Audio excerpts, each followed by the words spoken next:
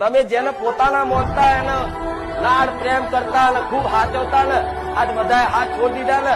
તો એક તમારી માતાનું કોડું ઝાલી લેજો, આંગળી ઝાલી લેજો.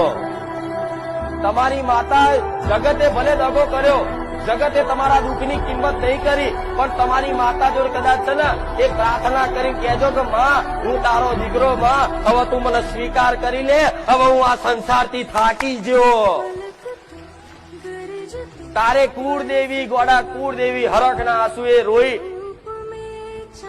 અને તમે ઓગરી એને આલો ને, પેલા એની ઓગરી પકડો, પછી તમારી માં જોઈ લે કે દીકરાને ખરેખરમાં